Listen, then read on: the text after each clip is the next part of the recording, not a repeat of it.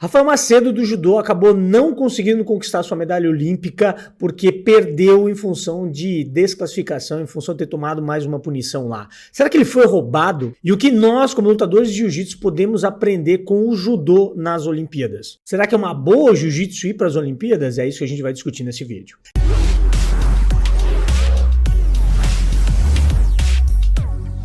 E aí, guerreiros, tudo certo? Sou o Jaime do Muito Mais Ação Jiu-Jitsu, seja muito bem-vindo ao meu canal. Já peço pra você, solta o like maroto nesse vídeo aqui, vamos dar aquela moral pro Jaimão aí e se inscreve no canal se você ainda não for inscrito, beleza? Vamos lá, hoje, no dia 31 de julho de 2024, aconteceu a categoria aí, a categoria do Rafael Macedo, atleta da Sojipa, no judô nas Olimpíadas de Paris. E aí o que aconteceu? Ele foi lá, ele fez algumas boas lutas, pegou um armlock lindíssimo lá numa das lutas dele, acabou perdendo as quartas de final e foi para repescagem. Na repescagem venceu e aí foi na disputa do terceiro lugar lá na medalha de bronze. Na medalha de bronze ele foi lutar contra um atleta local, um atleta francês lá, e Rafael estava dominando a luta toda, muito mais ataques e tal, estava indo muito mais para cima, porém ele já estava com duas punições. O judô tem muita punição, a gente vai discutir um pouquinho sobre isso. E aí o que acontecia num determinado momento, ele entrou numa queda lindíssima, né? Você deve estar assistindo aí agora.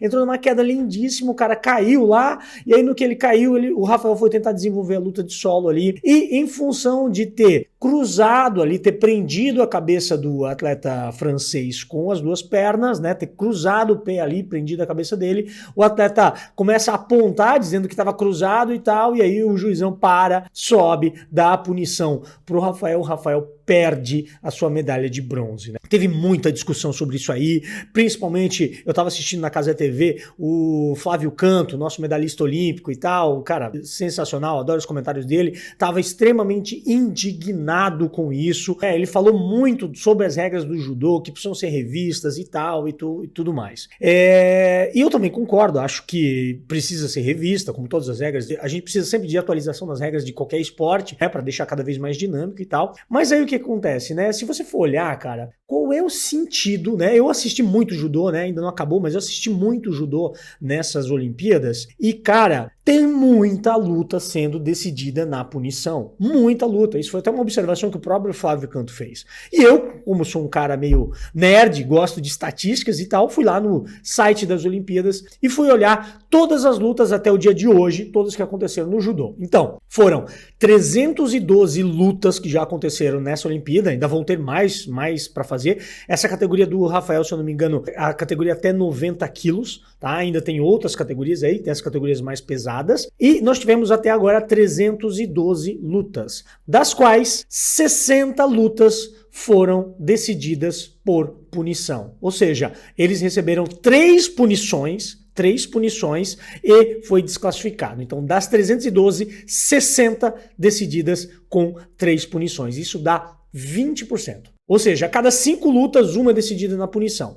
Teve o dia 29 de julho, na classificatória masculina, até 73 quilos, que nós tivemos 26 lutas e 11 lutas, 42%, foram decididas nas 3 punições, algo surreal. Ou seja, a burocracia, né, o excesso ali de punições tá decidindo muito mais do que judô propriamente dito. O Rafael tava, cara, ele atropelou o francês. O francês estava o tempo inteiro pedindo punição, fugindo, não entrou, não deu uma entrada de queda, não fez nada. O Rafael jogou ele 2 vezes, ele defendeu, claro, bateu bonito lá e tal, mas o Rafael estava sempre à frente. Então, isso incomodou muito, sabe? O Rafael dominando a luta e o cara venceu na burocracia nesse negócio. Então, aí começa a chamar um pouco mais de atenção a alguns pontos. E a gente que é do jiu-jitsu, por quê, cara? A gente sabe que se o jiu-jitsu fosse um esporte olímpico, do jeito que a gente conhece o jiu-jitsu hoje, que a gente compete jiu-jitsu hoje,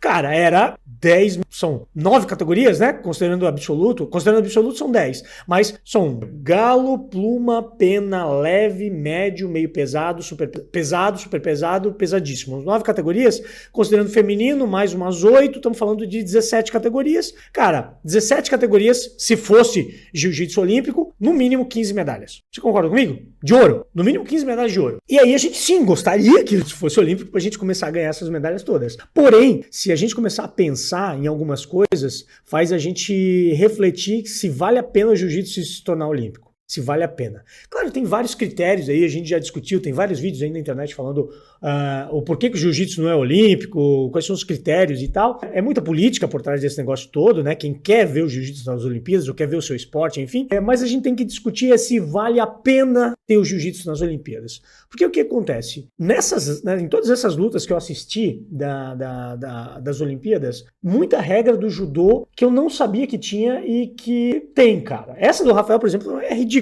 Qual é o motivo do porquê que o cara não pode prender a cabeça do outro com as pernas quando tá no chão? O porquê que não pode? Mas integridade física, nada, cara, não tem motivo. É neuasa, é luta de chão, faz parte do judô, faz parte disso, faz parte da luta de chão. Não tem motivo não prender.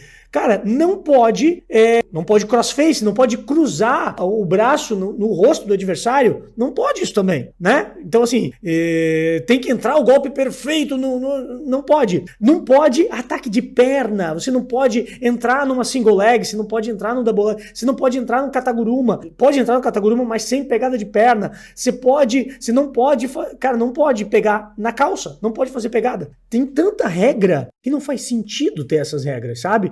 É uma necessidade tão grande de querer dinamismo na luta, de querer que ela se torne uma luta bonita de se ver, enfim, que os caras não enrolem, sei lá, que acaba podando muitas coisas da arte marcial. O judô tem várias regras ali que são, gente, ridículas.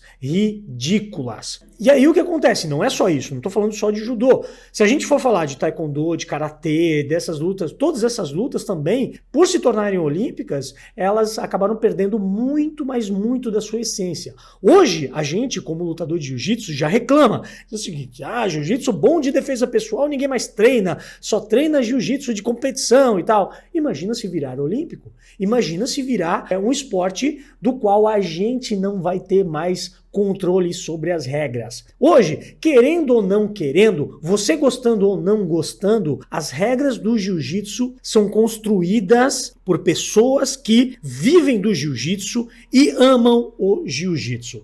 Se o jiu-jitsu se torna olímpico, essa pressão para transformar o jiu-jitsu em algo encaixotadinho, do jeitinho que eles querem, vem do COI, vem do Comitê Olímpico Internacional. Sai da mão, a decisão do que vai para as regras sai da mão das pessoas que amam o jiu-jitsu, que gostam do jiu-jitsu, que é o que a gente vive hoje. A gente acaba tendo essas regras direcionadas por um bando de burocrata que muito provável nunca praticou o esporte que a gente pratica. Então nós temos que tomar muito cuidado com isso. E eu vou dar um exemplo para vocês do que aconteceu na Olimpíada do Japão em 2020, né?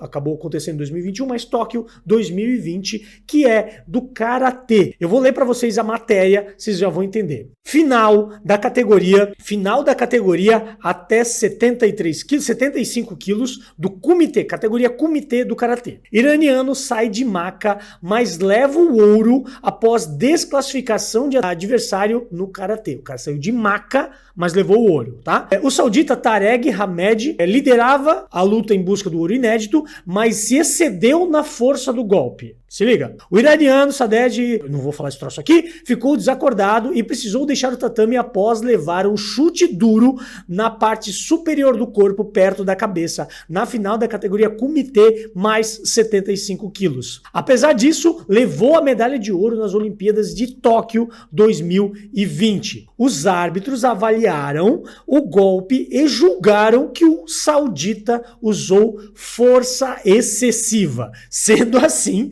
Tarek Hamed foi desclassificado. Ou seja, o cara deu um golpe lá no karatê, usou força demais, desacordou o cara e foi desclassificado. É isso que você quer pro jiu-jitsu? Imagina só, você foi lá, passou a guarda, pegou as costas, encaixou o estrangulamento, o cara não bateu, apagou, você é desclassificado. É isso que aconteceu aqui. O cara deu um golpe, deu um chute, o cara desmaiou e ele perdeu a medalha de ouro. Ele liderava o confronto por 4-1, ele já estava ganhando por 4-1, estava atropelando o cara, mas acabou levando a segunda prata para a Arábia Saudita, perdendo a chance do ouro inédito do país após decisão dos juízes. Ridículo, e a gente corre o risco do jiu-jitsu se tornar algo como o karatê se tornando olímpico. esse tipo de aberração aqui a gente pode ter dentro do nosso esporte, que é um esporte de jiu-jitsu. Lembre-se, a gente pode estar sendo movido por uma sensação de que sim, somos os melhores do mundo no jiu-jitsu, somos mesmo, isso é inegável, mas se a gente perde o controle do nosso esporte,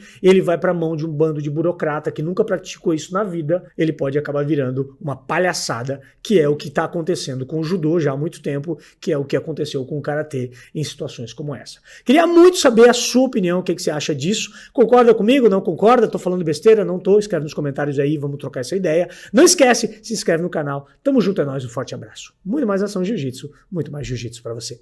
Os